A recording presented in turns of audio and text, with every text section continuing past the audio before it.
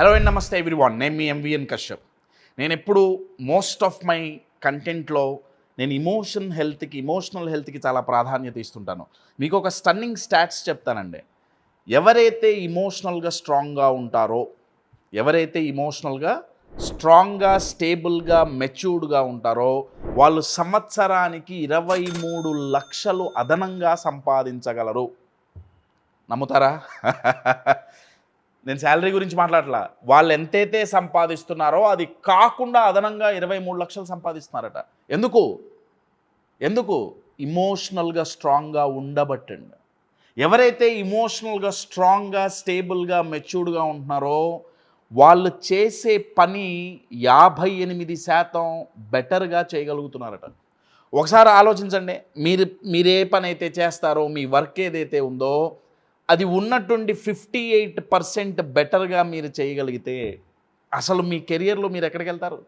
ఎవరైతే ఇమోషనల్గా స్ట్రాంగ్ ఉంటారో వాళ్ళకి 52 మోస్ట్ ఇంపార్టెంట్ స్కిల్స్ వాళ్ళ గుప్పిట్లో ఉంటాయి. ఇది నేను చెప్పట్లేదండి, రీసెర్చ్ చెబుతోంది. ఇవన్నీ వినటానికి చాలా బాగున్నాయి. ఇమోషనల్గా స్ట్రాంగ్గా, స్టేబుల్గా, మెచ్యూర్డ్గా ఉంటే క్వశ్చన్ ఏంటంటే మనం ఉన్నామా? మానసికంగా స్ట్రాంగ్గా, దృఢంగా ఉన్నామా? శరీరానికి రోగం వస్తే తట్టుకునే ఇమ్యూనిటీ మనకుంది, లేకపోతే పొడిపించుకుంటున్నాం, వ్యాక్సిన్లు వేయించుకుంటున్నాం, మందులు వేయించుకుంటున్నాం. నా క్వశ్చన్ ఏంటంటే కష్టం వస్తే తట్టుకునే శక్తి మనసుకుందా? ఫెయిల్యూర్ వస్తే తట్టుకొని నిలబడే శక్తి మనసుకుందా? ప్రాబ్లమ్స్ వస్తే తట్టుకొని నిలబడే శక్తి మీ మైండ్కుందా? నలుగురు అవమానించి ఇన్సల్ట్ చేస్తే నేను పట్టించుకోను అని ఇగ్నోర్ చేయగల కెపాసిటీ మైండ్కుందా? ఉంటే ఎలా ఉంటుంది నేను ఇందాక చెప్పాను. కానీ ఉండకపోతే, ఇమోషనల్గా స్ట్రాంగ్గా, స్టేబుల్గా, మెచ్యూర్డ్గా లేకపోతే, ఇంకా సింపుల్గా చెప్పాలంటే మనం మానసికంగా వీక్గా ఉంటే ఎలా ఉంటుంది, అది మన లైఫ్ మీద ఎంత ఇంపాక్ట్ చూపిస్తుంది? నేను మీకు కొన్ని ఎగ్జాంపుల్స్ ఇస్తానండి. ఇది ఎలా ఉంటుందంటే, ఇమోషనల్ వీక్నెస్ అనేది ఒక అయస్కాంతం లాంటిది. ఇప్పుడు మీరు అయస్కాంతం పెట్టారనుకోండి, అయస్కాంతం ఏ మెటల్ని అట్రాక్ట్ చేస్తుంది? ఓన్లీ ఇనుముని అట్రాక్ట్ చేస్తుంది కదా. మీరు అయస్కాంతాన్ని హైదరాబాదులో పెట్టండి, అమెరికాలో పెట్టండి, ఇంకెక్కడైనా పెట్టండి, పొద్దునైనా, మధ్యాహ్నమైనా, సాయంత్రమైనా, ఎప్పుడు అయస్కాంతం పెట్టినా అదేమి అట్రాక్ట్ చేస్తుంది? ఇనుమే అట్రాక్ట్ చేస్తుంది తప్ప, ఒకే మెటల్ అట్రాక్ట్ చేస్తుంది తప్ప ఇంకొక మెటల్ అది అట్రాక్ట్ చేయదు కదా. సిమిలర్లీ ఎవరైతే ఇమోషనల్గా వీక్గా ఉంటారో వాళ్ళ లైఫ్లో జరిగినవే జరుగుతుంటాయండి. అంటే అయిన ఫెయిల్యూర్లే మళ్ళీ వస్తుంటాయి, వచ్చిన ఫెయిల్యూర్లే మళ్ళీ వస్తుంటాయి. ఎలా అయితే పాస్ట్లో తప్పుడు నిర్ణయాలు తీసుకున్నారో అదే ప్యాటర్న్ మళ్ళీ రిపీట్ అవుతుంటుంది. మళ్ళీ సిమిలర్ సిచ్యువేషన్లో మళ్ళీ అదే తప్పుడు నిర్ణయాలు తీసుకుంటుంటారు. లేకపోతే సేమ్ నెగటివ్ పీపుల్ని వీళ్ళు అట్రాక్ట్ చేస్తుంటారు. మీ లైఫ్లో గనక నెగిటివిటీ పెరుగుతూ పోతుంటే దానికి కారణం ఏదో పరిస్థితిలో ఇంకేదో కాదండి, దానికి కారణం మనస్థితి. ఎవరైతే ఇమోషనల్గా వీక్గా ఉంటారో they attract high amount of negative people, negative situations, negative circumstances. అది అసలు రోజు రోజుకి ఏమైపోతుందంటే అండి, కాంపౌండ్ ఇంట్రెస్ట్, చక్రవడ్డీ అంటాం కదా, అలా పెరుగుతూ పోతుంటుంది. మీరు కనుక ఒక 6 months తీసుకుంటే, ఆన్ అన్ యావరేజ్ తీసుకుంటే, ఇమోషనల్గా వీక్గా ఉంటే ఒక 6 months కనుక తీసుకుంటే మన లైఫ్ ఏదో ఒక లూప్లో, ఒక సర్కిల్లో కొట్టుకుంటున్నట్టు ఉంటుంది. ఒక చోట స్టార్ట్ చేస్తాం, సేమ్ తప్పుడు నిర్ణయం, సేమ్ తప్పుడు result, same failure, same wrong people, మళ్ళీ అదే కంటిన్యూ. ఆ లూప్లో అలా పడి కొట్టుకుంటుంటాం.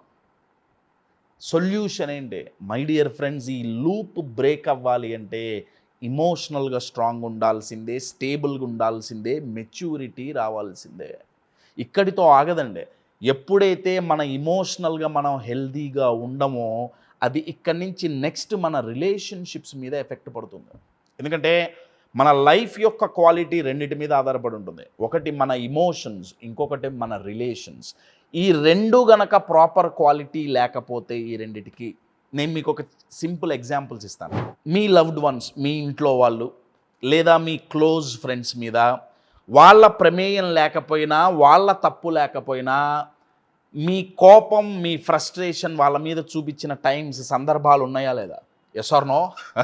వాళ్ళదేం తప్పు లేదు, కానీ వాళ్ళ మీద మనం అరిచేసి ఉంటాం, లేకపోతే వాళ్ళని అవాయిడ్ చేసి ఉంటాం, వాళ్ళని ఇగ్నోర్ చేసి ఉంటాం. ఇది ఎలా ఉంటుందంటే, ఒక రెస్టారెంట్కి పోయి ఇడ్లీయో దోశో ఆర్డర్ చేసాం, టేస్ట్ బాగా, మనం ఎవరి మీద అరుస్తాం? వెయిటర్ పట్టుకొచ్చిన వాడి మీద వస్తాం. కానీ తప్పు చేసింది ఎవరు? లోపల షెఫ్ తప్పు చేశాడు. సిమిలర్లీ షెఫ్ తప్పు చేస్తే పట్టుకొచ్చినందుకు వెయిటర్ని ఎలా అయితే మనం గట్టిగా మాట్లాడతామో, ఎక్కడో మన ఇమోషన్స్, ఎక్కడో వచ్చిన ఫ్రస్ట్రేషన్, ఎక్కడో వచ్చిన కోపం, ఎవరి మీదో కోపం ఎక్కడ చూపిస్తున్నాం? లవ్డ్ వన్స్ మీద చూపిస్తున్నాం, క్లోజ్ ఫ్రెండ్స్ మీద చూపిస్తుంటాం. దీనివల్ల వచ్చే ఇంపాక్ట్ ఏంటి? ఎవడైనా అండి, ఇప్పుడు మీకు ఇష్టం వచ్చినట్లు ఒకరి మీద కోపం ఇంకొకరి మీద చూపిస్తే, వాళ్ళు ఎంతటి సొంత వాళ్ళైనా, ఎంత ప్రేమించే వ్యక్తులైనా, మీ మీద ఎంత గౌరవం ఉన్నా ఒకసారి ఊరుకుంటారు, 2 సార్లు ఊరుకుంటారు, మహా అయితే 10 సార్లు ఊరుకుంటారండి. వాళ్ళు మనుషులే, వాళ్ళకి ఇమోషన్స్ ఉంటాయి. అర్థమవుతుందా? వాళ్ళు టాలరేట్ చేయలేరండి. సో దీనివల్ల ఏమవుతుంది? డే బై డే లవ్డ్ వన్స్తో రిలేషన్షిప్లో గ్యాప్ పెరిగిపోతుంటుంది. అన్ఫార్చునేట్లీ ఈ గ్యాప్ పెరుగుతున్న సంగతి అంత ఈజీగా మనం కనుక్కోలేమండి. అందుకే ఇమోషనల్గా స్ట్రాంగ్గా ఉండటం చాలా చాలా అవసరం. అందుకే ఇమోషనల్ మాస్టరీ అని మేము ఒక 10 days ప్రోగ్రామ్ చేస్తుంటాం.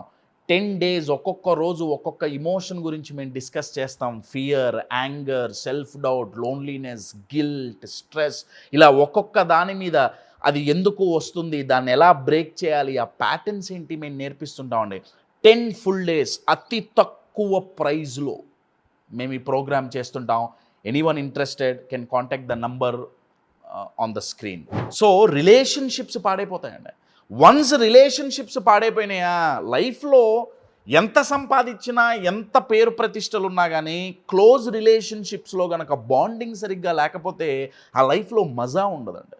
సో ఒకటి, మ్యాగ్నెట్ లాగా ఓన్లీ నెగటివ్ అట్రాక్ట్ చేస్తుంటాం. 2, ఇమోషనల్గా అన్హెల్దీగా ఉంటే రిలేషన్షిప్స్ మీద ఇంపాక్ట్ పడుతుంది. 3వ ఏరియా దేని మీద ఇంపాక్ట్ పడుతుందంటే, అతిగా బర్న్అవుట్ అవుతుంటాం. బర్న్అవుట్ అంటే అర్థం ఏంటంటే, ఇక్కడ మీరు ఇది గమనించండి, మీరు అంతగా ఎక్కువగా వర్క్ చేయలేదు, అంతగా అలిసిపోయేంత పని ఏం చేయలేదు, కానీ ఎనర్జీ లెవెల్స్ అన్నీ డ్రాప్ అయిపోతుంటాయి.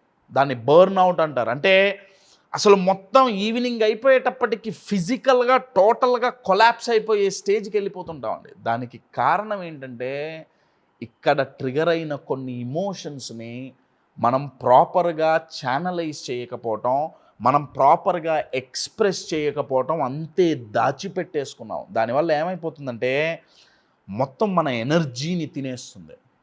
ఇంకా సింపుల్ భాషలో చెప్పాలి అంటే, డే బై డే చెదపురుగులు చెక్కను తినేసినట్టు ఇమోషనల్ వీక్నెస్ మన ఫిజికల్ ఎనర్జీని తినేస్తుంది, మన డిసిజన్ మేకింగ్ కెపాసిటీని తినేస్తుంది, మన రిలేషన్షిప్స్ని తినేస్తుంది.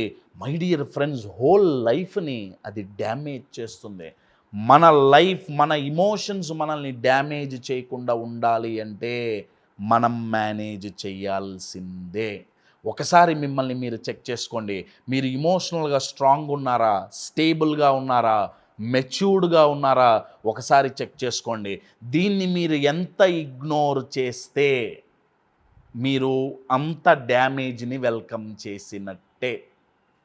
ఇమోషనల్గా హెల్దీగా ఉండాల్సిందే, స్ట్రాంగ్గా ఉండాల్సిందే, స్టేబుల్గా ఉండాల్సిందే, మెచ్యూరిటీతో ఉండాల్సిందే.